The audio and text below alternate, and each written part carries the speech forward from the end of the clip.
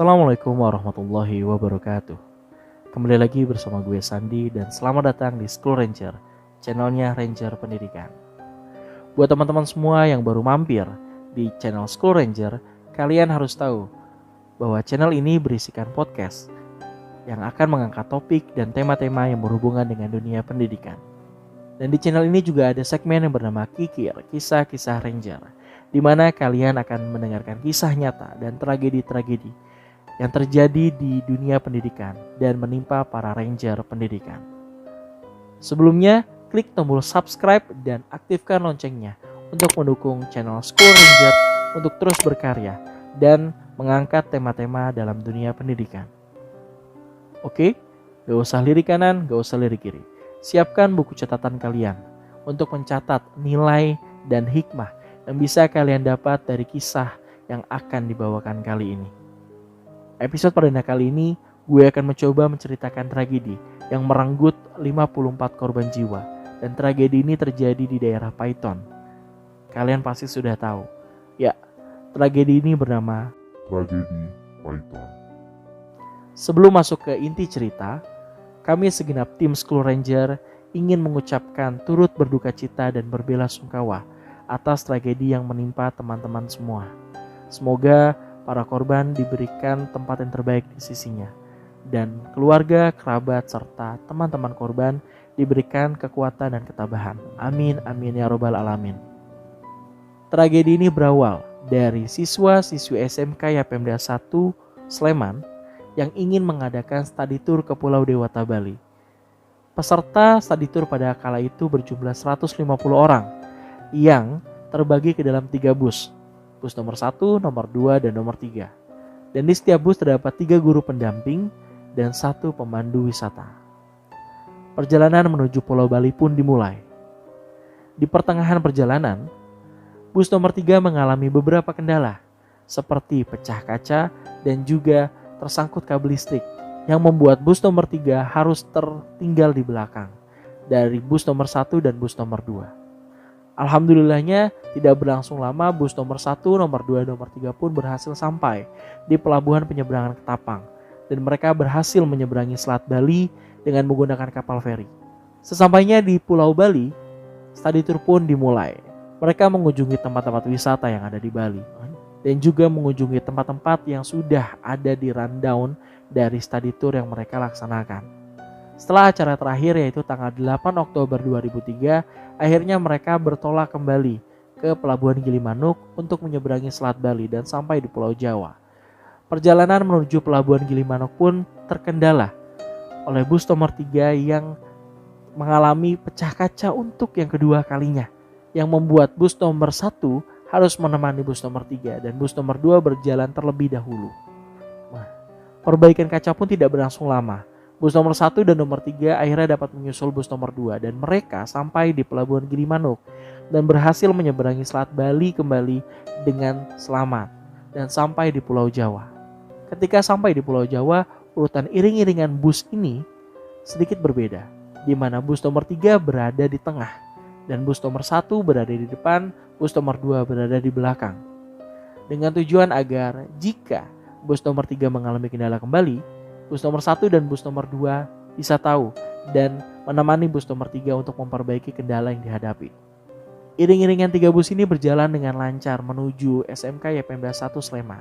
Akan tetapi ketika mereka melalui tanjakan Python, di depan mereka terdapat mobil Colt diesel bermuatan buah-buahan yang akhirnya disalip oleh bus nomor 1, bus nomor 3, dan bus nomor 2. Bus nomor 1 berhasil, bus nomor 3 berhasil. Dan ketika bus nomor 2 berhasil, di arah berlawanan ada truk kontainer yang juga sedang menyalip mobil di depannya dan ingin kembali ke jalur yang sebenarnya. Akan tetapi ada tumpukan material yang membuat dan memaksa sopir truk kontainer harus membanting setir ke arah kanan. Yang pada saat itu tepat ada bus nomor 2 dan kecelakaan pun tidak dapat dihindari. Setelah tabrakan terjadi, naasnya tangki BBM dari truk kontainer bocor dan meledak seketika yang membakar bagian depan bus nomor 2. Sopir dan kernet bus nomor 2 berhasil keluar dengan memecahkan kaca. Walaupun kondisi Kernet sangat-sangat mengkhawatirkan dengan luka bakar di sekujur tubuhnya. Korban yang ada di dalam bus nomor 2 pada saat itu sebenarnya masih selamat.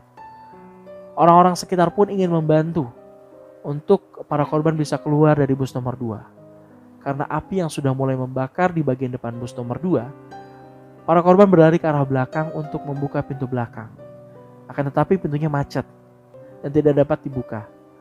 Pada saat itu juga, mobil Colt Diesel bermuatan buah-buahan menabrak bus nomor 2 dari arah belakang, sehingga bus nomor 2 diapit oleh truk kontainer di bagian depan serta api yang membakar, dan di bagian belakang oleh mobil Colt Diesel. Para korban berusaha mencari jalan untuk dapat keluar dari bus. Mereka mencoba untuk memecahkan kaca dengan alat seadanya, karena pada saat itu alat pemecah kaca darurat belum tersedia. Akan tetapi apa yang mereka lakukan seakan sia-sia karena api semakin besar. Dan api akhirnya melahap habis apa yang ada di dalam bus nomor 2, termaksud para korban. Tidak ada yang selamat dalam kejadian ini. Seluruh korban yang ada di dalam bus menumpuk di bagian belakang. Mereka menumpuk dan terbakar habis. Hingga akhirnya api pun dapat dipadamkan dan tim evakuasi mengevakuasi seluruh jenazah ke RSUD Situbondo. Tim evakuasi di RSUD Situbondo bekerja keras dengan cara menaruh balok-balok es di antara jenazah dengan tujuan agar proses pembusukan dari setiap jenazah tidak berlangsung atau diperhambat, agar setiap jenazah dapat diidentifikasi. Kejadian naas yang terjadi pada bus nomor 2 ternyata tidak diketahui oleh bus nomor 1 dan bus nomor 3. Mereka dengan lancar dan sampai di SMK Yapemda 1 Sleman. Sesampainya mereka di sekolah, mereka bingung. Di sekolah sudah banyak anggota kepolisian dan orang-orang tua dari para korban. Dan pada saat itulah mereka tahu tragedi yang terjadi dan menimpa para korban di bus nomor 2. Suasana yang seharusnya senang, riang gembira, dan bahagia setelah melaksanakan studi itu di Pulau Dewata, Bali, berubah tragis menjadi teriakan dan tangisan dari teman-teman para korban yang mengetahui atau yang baru tahu apa yang terjadi oleh bus nomor 2. Kejadian ini menjadi dasar pemerintah membuat peraturan agar di setiap bus, khususnya bus luar kota, untuk ada alat pemecah kaca darurat. Sekali lagi, kami dari seluruh tim School Ranger ingin mengucapkan turut berduka cita dan berbelasungkawa atas tragedi yang menimpa 54 korban jiwa ini. Semoga arwah para korban diterima di sisinya dan keluarga, kerabat, teman korban diberikan kekuatan dan ketabahan. Amin amin ya robbal alamin. Oke, sekian kisah tragedi Python di segmen Kikir, kisah-kisah Ranger kali ini. Terima kasih yang sudah setia menonton dan mendengarkan Kikir, kisah-kisah Ranger di episode perdana kali ini. Jangan lupa subscribe, like, dan komen, serta aktifkan loncengnya agar kalian menjadi orang yang pertama menonton video-video kami. Kalau kalian punya ide, cerita, kisah, ataupun tragedi yang dialami oleh para Ranger atau berhubungan dengan dunia pendidikan, silakan jangan lupa kirim ke email kami di schoolranger21@gmail.com atau bisa kirim ke Instagram kami di Sandi Lesmana atau Akhta Syuri. Sampai jumpa di Kikir, kisah-kisah Ranger selanjutnya. Wassalamualaikum warahmatullahi wabarakatuh.